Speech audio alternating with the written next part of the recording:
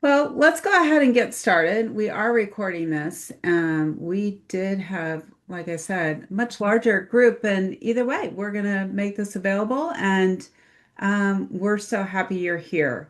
We are here for Resume Ready 2026. We're going to talk about crafting a career story that gets you noticed.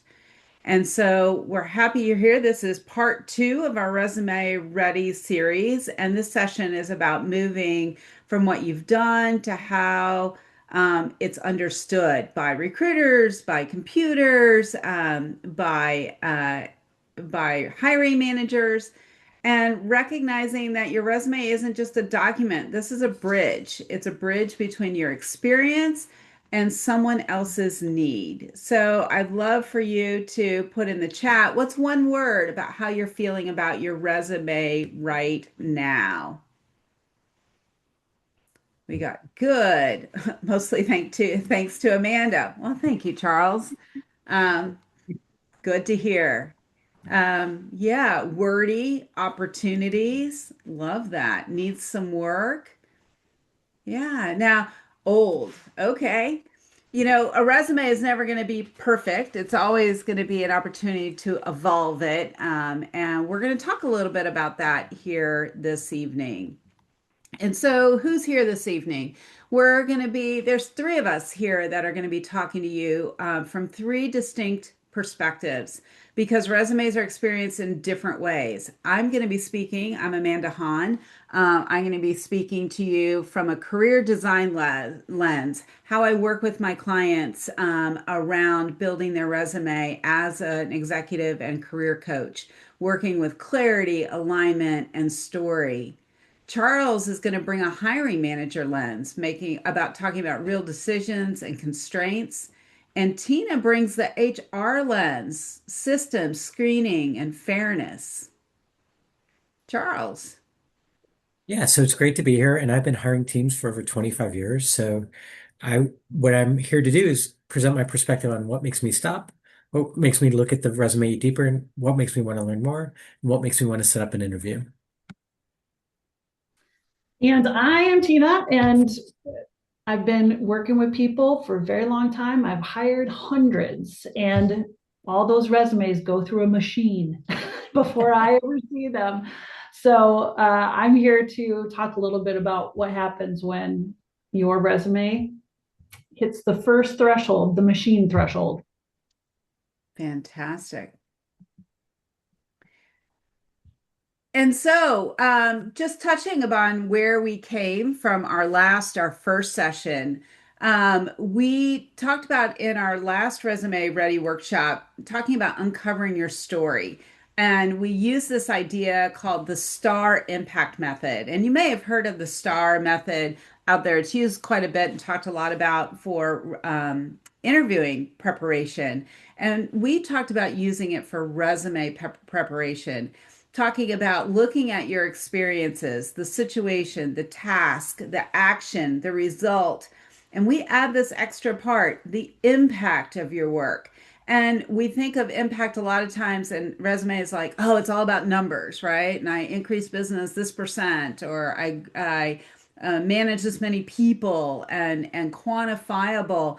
But we got to remember that we don't want to forget what the impact was on the people that you work with, the customers that you work with. So that was an important part of our conversation in the first session. And if by chance you miss that session, when we send out the recording and the resources from this session, we'll go ahead and give you that link to the recording so you can get caught up. And so I think that will be very helpful. So, tonight, what we're talking about is really shifting into creating a blueprint, right? Something that you can reuse, you can adapt, and you can build on. So, question for you. Have you ever rewritten your resume from scratch for a role? You hear this conversation about, oh, you need to customize your resume, customize. And it's like, are you rewriting it for every role, or have you done that for a role? I would love to see that in the chat. Not completely. Charles says yes. Yeah, not completely from scratch. All right. So we got a couple of those comments out there. So some consistency.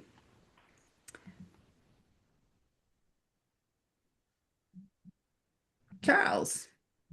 So yeah, the resume goes in and there's two hurdles you must clear. I'll let Tina speak to the machine, Oh, but I'm the yes. human you have to clear first, right? So if it gets to me, it literally says the stats are people give 6 to 7 seconds for each resume. So you have to make it immediate. You have to make it compelling.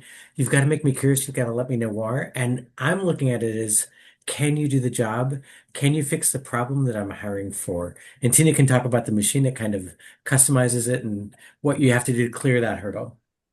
Yeah. So for most roles, I'm sure y'all have sent your resumes out into the black hole, which is the ATS, and it moves through a machine. And recruiters set up those machines and they set up, certain controls to look for certain things. And some are pretty standard. So there's a couple of things that need to happen in order for you to get past the ATS. These are just every ATS. Number one, it has got to be like standard headings, no fancy, no multiple columns, one single column, simple typography, and then using keywords is a really important part in terms of getting past the machine. I will tell you one really amazing trick though to beat the machine. Y'all want to know what it is? Amen. Go Want to for it. know? Okay, here's what it is: a referral. Best way to get around an ATS is to be referred. You're welcome. It's like the hand that reaches into that stack of resumes and pulls you out. Absolutely. That's how I helped my daughter get her dream job was referrals. And it may not be someone you know directly. It may be somebody you know through somebody. So for example, if Charles tells me that he knows somebody that would be perfect for the job that he knows directly, and he's recommending that person to me, I will go recommend that person and get that resume pulled out. You know who those credible referral partners are and people that you know and you trust them. So it's not always your first level connection. It may be that second or even the third if it's coming through trusted resources. Absolutely, you need to use that hand to go in. Deanna says LinkedIn has been a solid tool. Absolutely. This is where you go and you look. Who do I know that is at that company I'm applying to? And who do I know that knows somebody at that company I'm applying to? And even if you don't know, if you can find out who the hiring manager is or who's on the HR team, it can be really great to go to them directly. Like many times people have done an application, but because they sent a separate note, I actually took the time to find it and learn a little bit more about them. So if you can find out who's on the HR team, that's helpful. And you can even use LinkedIn Premium and write a note to someone who might not be in your contact. If there's not a person that you're connected to through a second, just go. Like the worst you can do is get a note twice. You're not going to get a note twice. So how do you help yourself get that noticed? And recognize a lot of times you can get a 30-day free LinkedIn premium trial. Or if you are actively on the job search, I do recommend that you have that premium there for a window of time. And then when you get that dream job, you're able to cancel it. It does allow you more opportunities connect, as well as we could have a whole nother class just about LinkedIn Premium supporting you in your job search, and some of those are things that we can talk about if you are wanting some coaching and support around your job search. So, most resumes fail because they're written records, they're narratives.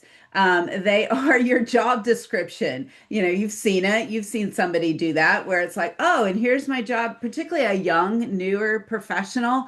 And it doesn't show any value of who you were coming to that particular role. A strong resume shows movement, impact, and relevance. So I'm curious in the chat, we have a question. What side do you tend to fall on? Responsibilities or showcasing outcomes?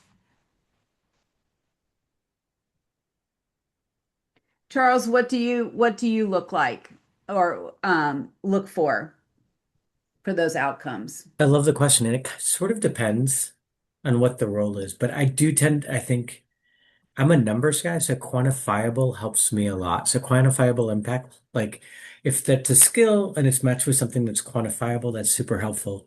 And as we talked about in our last s- session, it's not everything is quantifiable, but when you can, it paints a story very quickly and concisely of how you've moved the needle.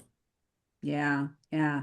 And I bet you, for some of you looking at this last bullet point on this slide, tailored for every single role is kind of scary when you think about that. But let's talk about that a little bit further and not make it so scary. So, how can we architect our resume? One, we want to kind of create a kitchen sink resume. This is like your master file. This is your filing cabinet of all of your experience because you may need to pull from that experience for different types of roles. So thinking about each role that you've had, not just the 4 to 5 really good bullets that you would put on the resume, you want to have like 8 to 10, so that you really have some breadth of different projects, different ways that you showed up in the business, different results, different ways of working, to help tailor it to the specific role that you're looking for. So we do the work. Last time we gave you a little GPT to help you kind of architect some of your resume bullets.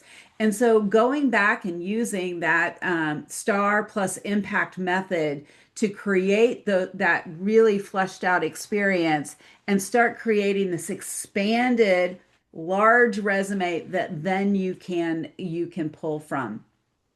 You want to think about all your certifications and your training.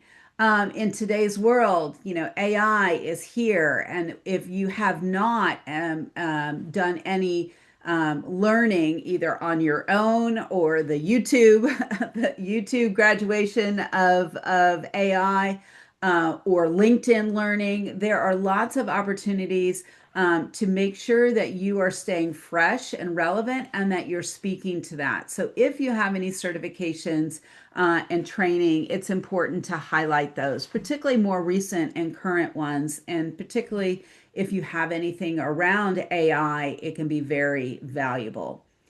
You, in this master list, you're going to also have a broader set of skills, right? Both technical and leadership and soft skills. I think those are, the leadership and soft skills are the hard skills. I think those are harder. You're going to want to have a larger library of that. And that's one of those. So again, you can pull from that library into tailoring your resume for a specific role. And you're going to talk about, what are the keywords that might come up, particularly in your industry.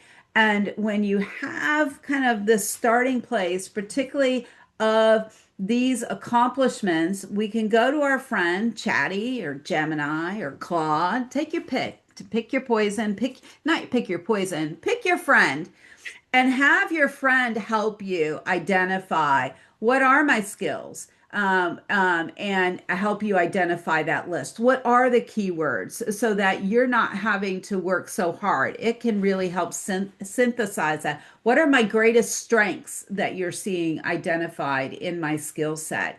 And really be able to kind of have a little bit more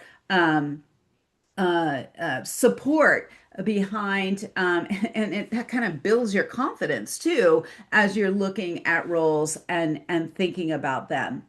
It also can give you some opportunities to have some additional conversations with this broader resume about what types of roles you're interested in, or matching your resume up against a role and getting support from AI to say what experience best matches this job description and the needs for this role. And so it can actually help guide you in finding what you want to pull out from that master resume.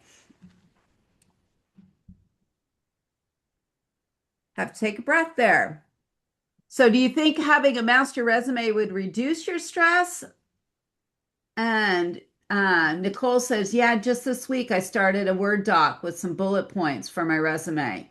I wasn't using the current copy, but wanted to save for another time. Yeah, capture those things. If you haven't gone back and looked at 2025 and captured those accomplishments, now's the time to do it. If you didn't do it in 2024, now's the time to do it. And as we talked about in the last workshop, if you haven't harvested your experience, because you had some good experience and a lot of challenges during COVID and doing work, go harvest it, right? And that's where that GPT and like I said, we'll provide that again this time, sending out the information will help you go back and really flesh out more of your bullet points. But let's talk about what a good bullet point includes. So we want to have an action verb, right? And so I defined, I created, I'm not going to say it, I led, but led, created, defined, facilitated, lots of different verbs. And you want to make sure you have a breadth of verbs. And one of the things that we talked about and the GPT that we shared before helps you kind of balance some of those between leadership driven soft skill and how you lead versus the more of the tactical and having some balance in there. But having an action verb leading off, what was the specific task or project that you were working on, and then what was the result and or impact, right? And remember, we talked about impact could be the impact for people. You may not always have those quantitative results in that bullet, and that's okay. And so there is a balance, but that's why you've got to harvest them while they're fresh, because then we forget where that data is and you don't have it. And Charles, I think you have a perspective on kind of what that bullet was that you wanted to share. Just Absolutely. Like sometimes it's just the trajectory. It's not an exact number, but it can help, right? And if you were on our last seminar, Tina talked about this as well. Not everything can be tied to a number, but when you can, you should. And if the number is not perfect, no one's going to go back and say, oh, I thought it was 71%, but you put 70%. So like directionally matters and kind of paints the story that you want to paint as well. yeah, and I love this at the bottom of the slide. It says a weak bullet says what you did. A powerful bullet proves why it matters. This is evidence. Evidence. These bullet points are evidence of how you were able to impact and make a difference for that organization and in that role. And when you One think other sometimes about what this word impact means, and you're like, I don't have numbers and I don't know about impact, think about it in this way: who benefited from your work? That's a good frame if you're having a hard time understanding how to pull out impact and numbers. Who benefited from the work that you did? And those people might be inside your organization, they might be external customers. There's a lot of, think outside of just your team, think beyond and into other areas, which I think is really important.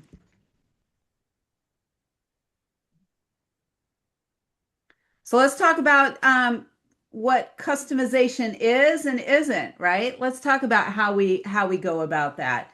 Tina, how would we start? All right, so we got past the ATS because we didn't do any fancy formatting. Everything is nice and standard. And we put in enough keywords to qualify us to move on into consideration. So the keyword part really is about not making the computer guess if you can do the job or not. So think of it in that way. So when you're looking at the job description and you're identifying those 5 to 7 keywords that are kind of the high impact things that the employer is looking for, use those exact words in your resume. Then the ATS recognizes, oh, she can do that job. There's a match.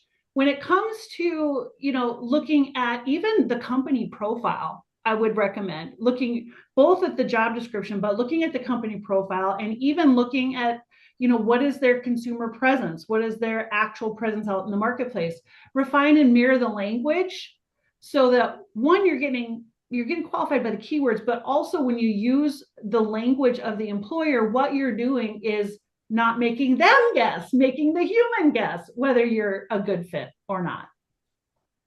Yeah, it makes me think, Tino, as you say that, sharing the website for the organization that you are applying for, even asking the questions, what are the challenges that this organization might be facing in the coming years, business challenges, and that might help you also identify where you can help support with your knowledge and expertise. And that's where we go and we keep going back. Let's leverage AI. Let's have it be our partner in helping us identify what the most important accomplishments are that we should be pulling into our resume that tell a story. And so pulling those in from your master document, actually taking that job description, taking your resume, and this idea of the skill gaps, tell me where I match, tell me where I have gaps, tell me which experience aligns the best with this role, tell me what transferable skills I have that would help address the gaps. And so thinking about and having a conversation around this role and your experience, where do I have opportunities to improve my experience for this specific role? And sometimes it's a nuance, right? So we talked about having this master document of a lot of different bullet points, and then we talked about having all of these action verbs, right? Well, when you start slotting them in and bringing different experience in, you are going to need to make sure to balance that experience set for that role. And so that's where AI can also help you looking at those words. Is this a balanced representation of both my technical, tactical, operational, and leadership that I bring into this role, so that you can see that you're showing you holistically in how you show up? And you need to put what's most important first, right? Where's the biggest impact that you have made? Lead off with that. You always want to kind of lead off from the top, most important, and taper back. When you're thinking of your resume and thinking of your experience, your most current role is going to have the most experience, right? That is most current and most relevant, versus your next roles. However, if you are applying for a position that may have been more relatable to that second role, that is where you need to flex and you need to make the decision. I need to have some additional um, uh, information there, additional bullets to help really reinforce. So there does need to be some flexibility there. And this is not rigid, otherwise, it'd be so easy. You do have to flex so that it really represents and you feel at the end of the day. Give me a score of how well my resume, now that you've kind of pulled in from your master, and now compare it to this job description and give me a rating of how well I did on a scale of 1 to 10. Is there anything I can do to improve it? And so that will give you some, I think, confidence and expedite that process of customizing that resume to that role. Amanda, before we go on, I think there's a Yeah. great question in the chat from Nicole. Yeah. The question is a suggestion that we do not showcase our experience by date.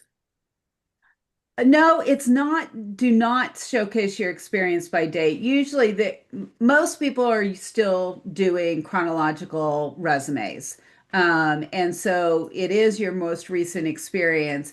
But what I'm saying is, if the experience that wasn't your most recent has relevant experience for that role, don't not showcase it effectively because it was 2 roles ago. So And that is where in your and I'm very visual, so I move my hands.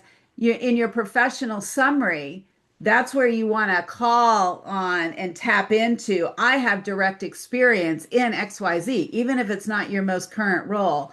And that's why your cover letter also has that opportunity to tie that previous experience in directly to that role.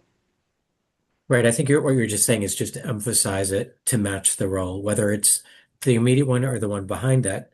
But I also think there's things, if you think about your current role, that probably apply, even if it's slightly different.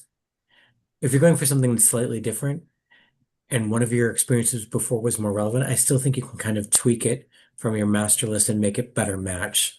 So I think that's the thought that Nicole, that we were trying to convey there. Yeah, yeah. And Tina said that the computers prefer chronological organization because they like things to be logical in what they're going through. There's a couple other questions in the chat. Yeah, let's see. Um, are there any agents that you have found useful?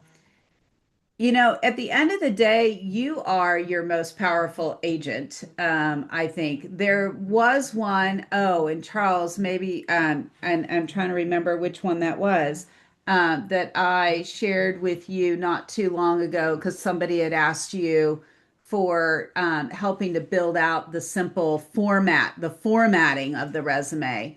Um, so I haven't been using specific agents except for the GPT that I made and my own questions. And I think that when you use your own questions, you're making it more human than you're using a generic agent. And so thinking about trusting, being curious, asking different questions from some different directions can be really helpful. Does that help, Kevin? I think also you can use, really any AI tool doesn't have to be a Mhm. specific agent. If you're uploading your base resume with all of your bullet points and you're Mhm. uploading the job description, you can ask the AI to pull out the bullet points that are the best match. And any actual AI will do that. And one other with that, Tina, one other suggestion I have a lot of times for clients is before you even sit down and when you're still making that master resume list and you're trying to make sure that you've captured all of your experience is finding those job descriptions out there that really do interest you and creating a digital file and capturing all of those inclusive of the company name and the role title and the job description and being able to kind of get a file of maybe 4 or 5 of them that represent going, oh, that looks interesting, or that's kind of what I want to do. And so that then you can take and do what I call a mashup and look at that against your resume and to help you identify maybe even some gaps is like where are the gaps if this was a unicorn job description and a lot of times the gaps aren't a gap because you just forgot to identify an experience that relates to some of those different skills. But what are my transferable skills? What are the skills? What are the keywords? Going back to what we talked about before. But when you do that with a couple different jobs together, it helps you kind of build out that master resume more effectively so that then when you're customizing against a specific job, then you've got more content to work with it to customize. So where are we with 2026? So, we've talked about AI, right? And anything that you do, I believe, with your resume this year, AI is going to be your partner. It can be Chat GPT. Honestly, I've been an early adopter. I've been Chatty is my friend. She loves me and I love her.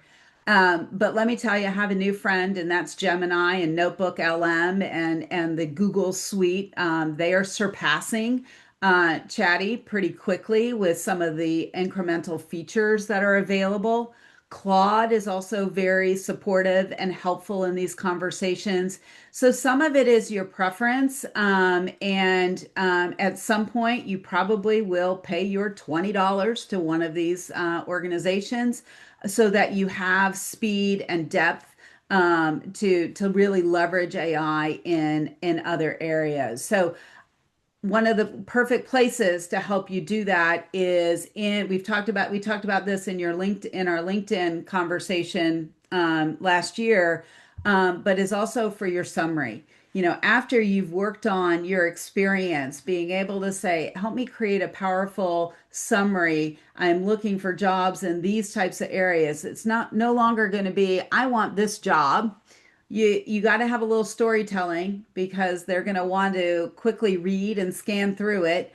And this is your baby little mini cover letter of what's unique about you, to get them to read further and beyond.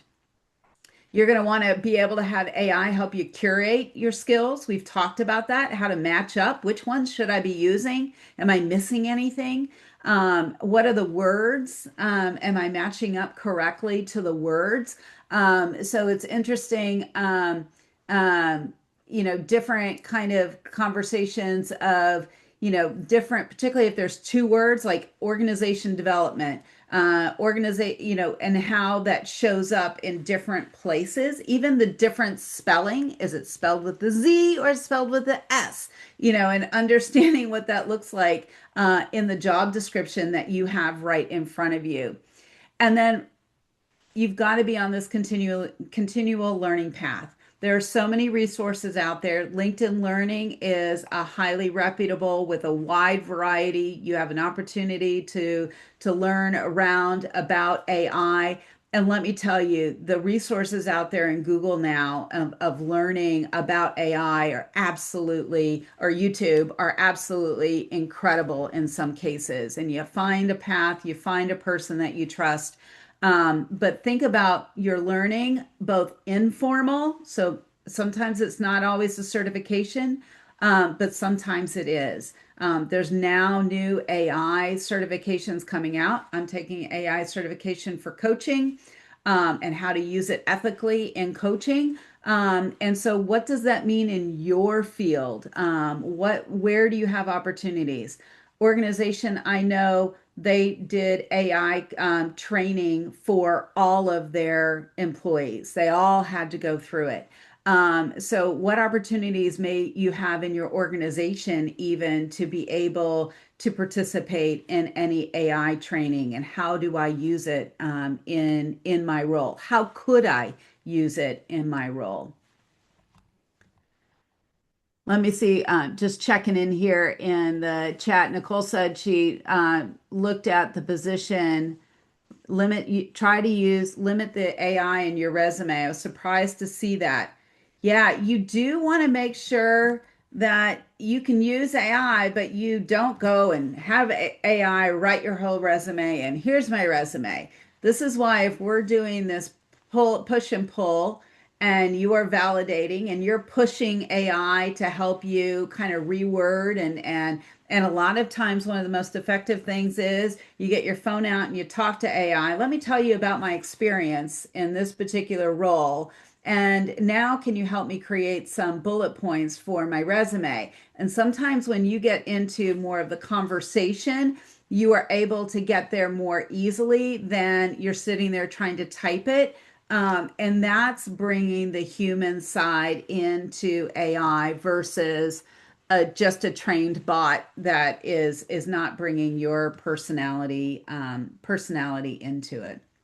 And I think Tina and I can speak to this as well. Like you see some resumes that come through that like are so correctly worded and processed, it feels like AI. It's like it doesn't really interject who you are as a person, and they can kind of read as fake. So I think that's why it's really important to kind of AI is a refinement tool, but it's really not a tool to write for you. So I think that's the balance that we all have to strike. It's a fantastic tool. I use it all the time, but also it has to become, we have to be sure it doesn't become such corporate speak that it seems disingenuous. Mm-hmm. Yeah, absolutely. Absolutely. I mean, resumes aren't warm and fuzzy things. We've talked about warm and fuzzy is your about section where you're having a conversation and it's your elevator speech when you are in your LinkedIn and you're about and in your summary there. That's where you really get to do storytelling and be in your own voice and show your personality. So we're still professional here, but we don't want it to just be totally rote. So thank you for sharing that. So, there's some big questions out there. Big questions. And, one of the big questions that we get asked so frequently is, should I include more than 10 years on my resume? What do you think? I'm curious, Charles. What are your thoughts on that? I think the rule for pretty senior executives is going closer to 15 than 10. And I also think if it's going a lot more than 10 or 15, there has to be a why. It has to speak to something very specific that's helping you tell your story that's not told in the more current jobs. And Amanda, you spoke about that earlier, but like if you, let's say, I think this is an example, like I was in nursing, but I stepped away and I went into consulting, but I want to go back to nursing, then you'd have to include that. So just be really, I don't think you have to be tied to 10 years. I don't think you have to be tied to 15. I'd be really nervous if you go over 15 unless there's a very, very good reason. I personally on mine say 20 years of experience in the beauty playing field. So I do go a little bit longer, but under 15 years, the bullet points are very, very short because it almost becomes redundant. You keep building on it. So I think more than 10 years is fine, but have a purpose for whatever you do. Like, how is it completing the story that you want to tell?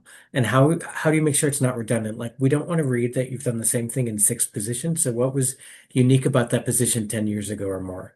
So that would be the advice I would give. Yeah. Tina, what are your thoughts? Honestly, I don't think I could have said it any better. Charles completely Shucks. nailed. You nailed that. Yeah, you find that the resumes with the longer, time frames, the bullet parts become shorter and shorter and shorter and shorter and shorter, but they become punchy. Like they're very clear. There's a reason why it's there. It's not just a little, it's not a piece of a job description. It is telling the story, like pay attention to this thing, even though it was 15 years ago, because it does matter right now. And if it doesn't matter right now, then it doesn't need to be on there.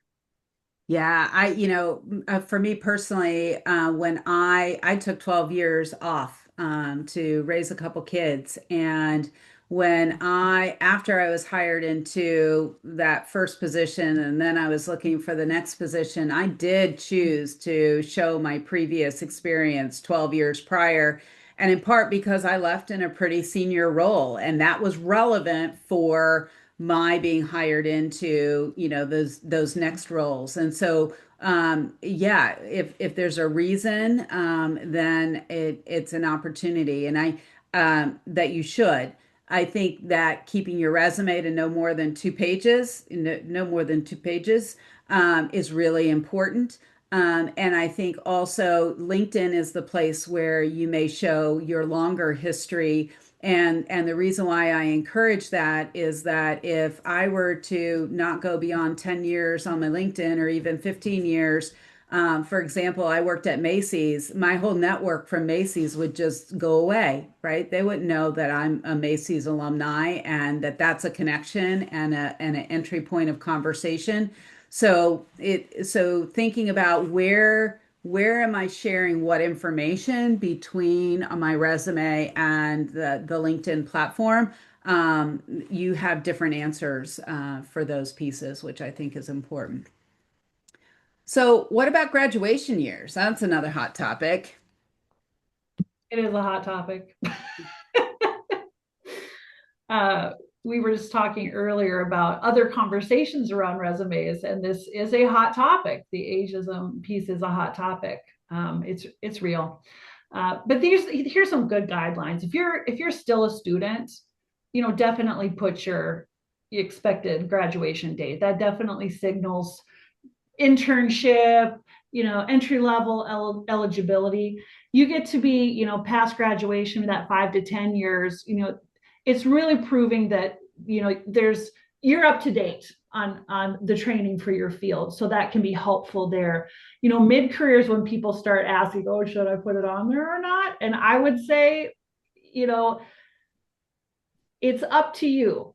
Now, when you get to senior roles, it's not all that common, or it's not all that uncommon to find that people don't put their graduation years on the more senior roles. And yeah, there is this bias there. And a lot of senior people are in that category. A lot of senior executives are in that category. So it's not unusual to see those graduation years omitted for the more senior roles. What about if they don't have a college degree? That's another big topic or question that comes up. What if I don't have a degree? So as a hiring manager, it depends on the role, of course. There's some you might need a degree, you might need a very specified degree. If not, your experience becomes your education, right? And if you worked at in some industries, if you worked for some of the bigger companies, the Colgate-Palmolive, the Accentures, the L'Oreal, Lancome, like some companies have a reputation that are almost as good as a college degree. So I don't ever say no to someone based on a college degree. I'm much more interested in how they've progressed and what they've done with or without it. And part of that could be my own personal thing because I went to class not very often, but I have a great degree, right? So a college degree doesn't really say that, oh my God, I was a great college student. It just means you went long enough and paid enough tuition to get a diploma. And so sorry to be personal there, but that might be my own thing. But I really do think what you've done in the workforce, the years in that matter much more than where you went to school. Yeah, I actually had a young client and she graduated, but she doesn't remember most of college. She doesn't remember what she learned because she was in the she was on the party degree. And so and it doesn't matter if you could, what university you went to, that could be the case. And so, and a lot of times our degrees don't relate to our experience and our life experience in Europe. That gap year of experience is incredible in terms of how they value that, which is since COVID, more and more companies have kind of come back around and thinking also about our young people that it's not always the right choice for every one of them to go to college. And so with that, you will even see some organizations. I think Clorox is one of them. I've seen for years now that they will say, your experience is more important than a college degree. So yeah, so don't, apply anyway. And again, the big hand, and really be clear, on what your experience and the value that your experience, comes to play. Listen, I was a music major. HR, music How relevant major is goes that? together. I was a Yeah. music major, but I've worked in organizations where I've had, senior leaders say, when I've been sourcing, we want somebody with a degree, and I usually push back because, especially now, the ability for people to self-educate because of the resources that are available to us is just amazing. So when I ask, why do you want somebody with a degree? Why is that so important? And the answer that I've heard is it demonstrates their ability to apply themselves and to achieve a goal, right? Like I stuck with something long enough, whatever. So to Charles's point, you can prove that through your experience. Mhm. If that's what if you're looking for somebody who can stick with something and accomplish something, that can be represented, on your resume through your experience. Yeah.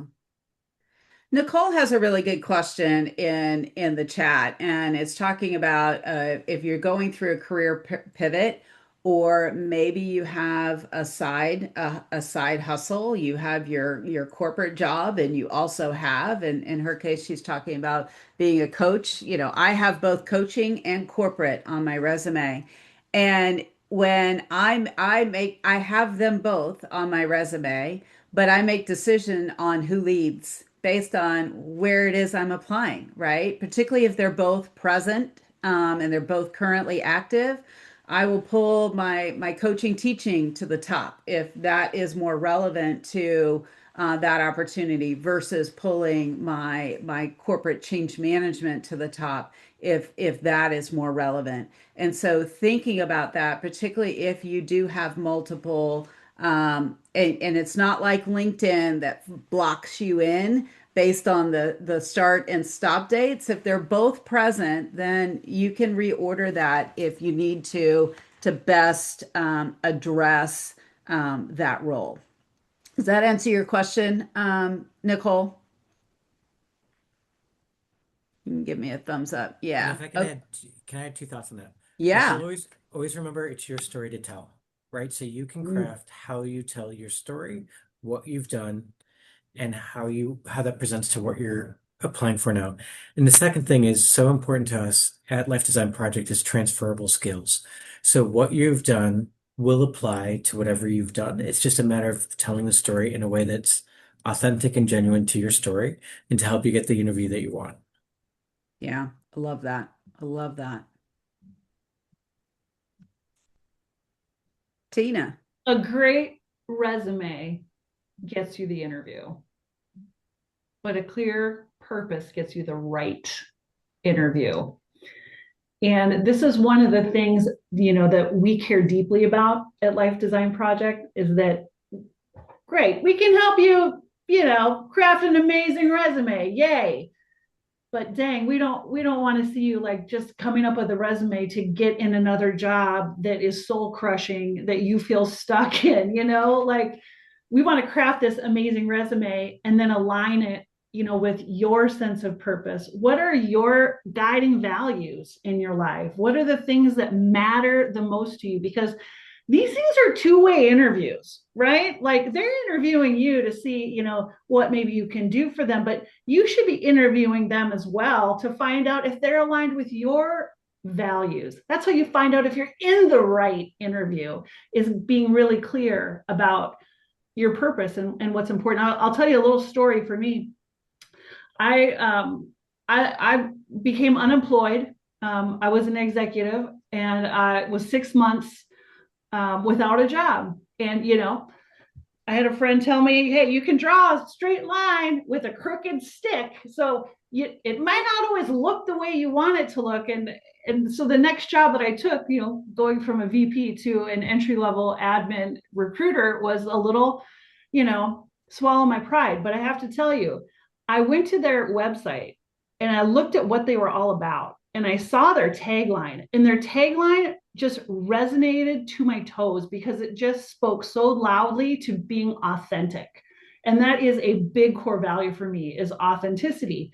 And so when I saw what they stood for, and I could feel it when I was talking to the people, and engaging in this opportunity, I was like, I'm so aligned with them that I took that entry level job. And 3 years later, I was their VP of HR. So I kind of crafted the career, but it was the knowing who I was and what's important to me so that I could see it in the company that I want to be a part of. That's what helped me know, hey, this is right. And then it evolved into, what the ideal route was for me. So something to keep in mind. Know yourself. Yeah. Know yourself. Love And that. honor yourself. I think that's also know yourself and honor yourself. If you're here because you're stuck, let's let's not just get unstuck. Let's get you planted in some soil where you really flourish. I love that. Right? Love that, Tina. Yeah. So, that goes. Our resume is a story. And what's the story behind your resume? Is it really reflecting who you are and what you want to truly be doing? Is it, as Tina just said, is it help showcasing your strengths and your values that you uniquely bring? And life. What was it? My mentor, one of her statements was select, don't settle, right? And that makes me think of, is it happening to me, or am I designing my life? Am I designing my career? And that can happen in terms of I'm making a change, but that happens when you're in a role and you're designing it. I walked into my role 8.5 years ago, and it's not the same role today that I started with. And that's one of the things, we can lead by example so that with our new Gen Zs coming into the workplace with us and helping them own and define and create their career. They're not long to stay, but and organizations are a lot different. And how do we create the most out of where we are, and so that then when we go and if we find something else or create something new with where we are, it is something that we truly are passionate about, are connected to, and we are going to bring so much more to the table for the organization if we're in this place of feeling like we have agency and ownership of our growth and our career. It becomes a win-win for the organization. So think, is your resume looking back in the rearview mirror, or is your resume helping you reflect where you're going?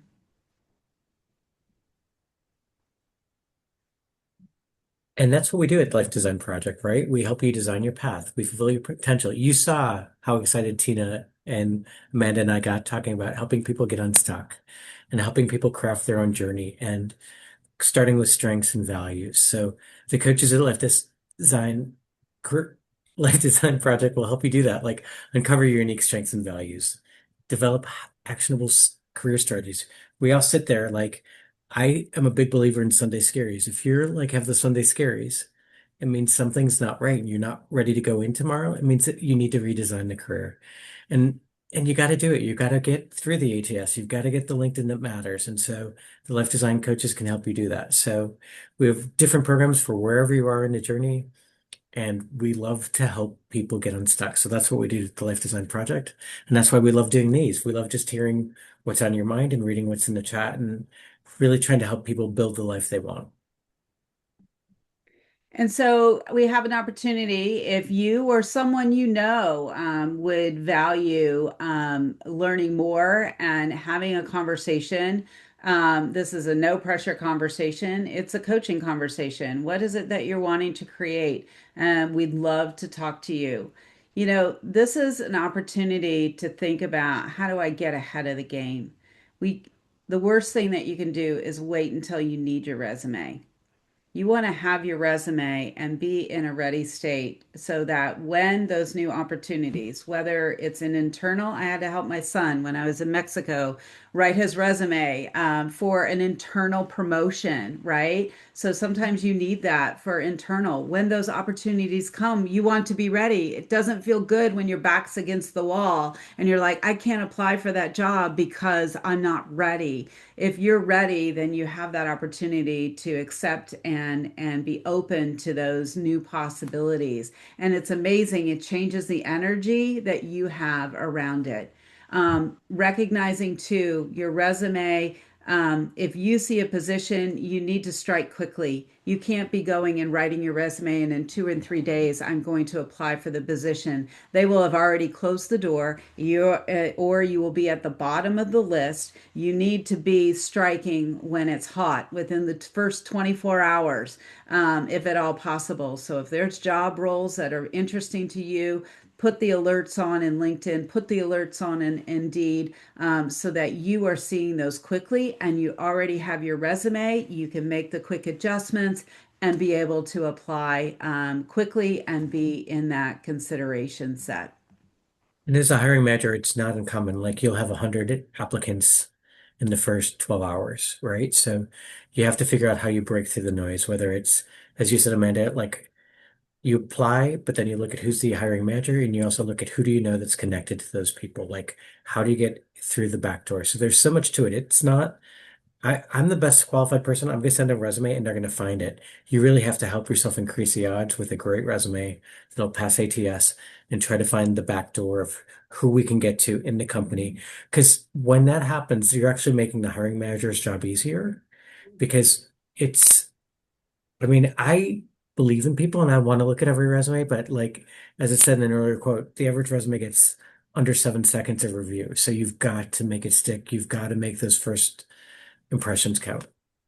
Oh, one quick thing too is that if you know somebody in an organization, s- actually send your resume to them. Don't make them go and pull it out. Send them a copy so that then they can go and pass it on and email that hiring manager directly and say, "Here's somebody for you." They'll still go pull it out, but it's different when they get to see it right in front of them. So please go ahead and email that resume directly to someone you know that may be your referral. So as we wrap up here, don't ignore your inner voice that says you're meant for more, you know? Don't ignore that inner voice when you feel the friction in the work that you're in. Don't ignore that voice too, because that voice is the one that is telling you meant for more peace, more satisfaction, more contribution. And the longer that you stay in a role where you're feeling that inner voice call you to something more, I've just seen it.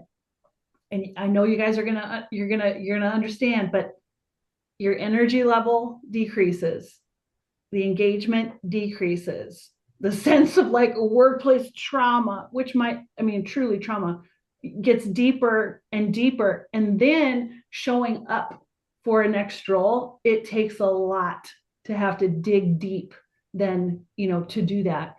So, or sometimes it can lead to, I'm not trying to scare you, but it's like, I've just seen like when people get disengaged, they don't want to do the work, there's not alignment, and they stay, and then somebody eventually makes a decision for them that they're meant for more in a really disruptive kind of way.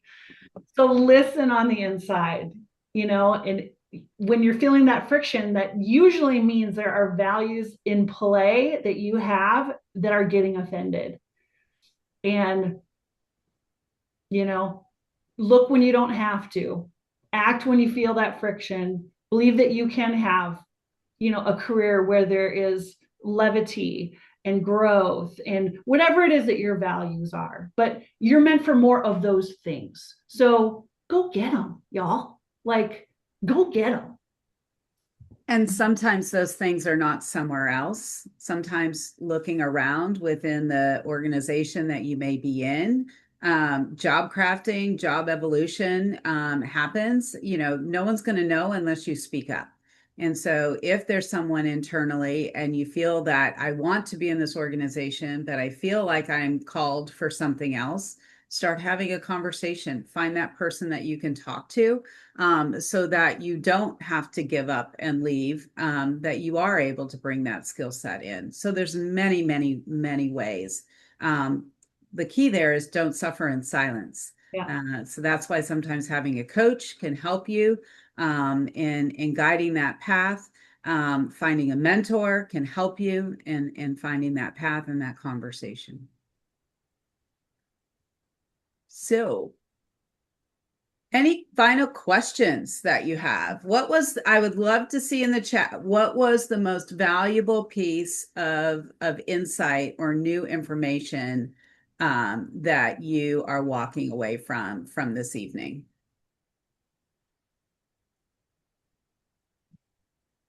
Love to see that in the chat. Might be new information, it might be a reminder.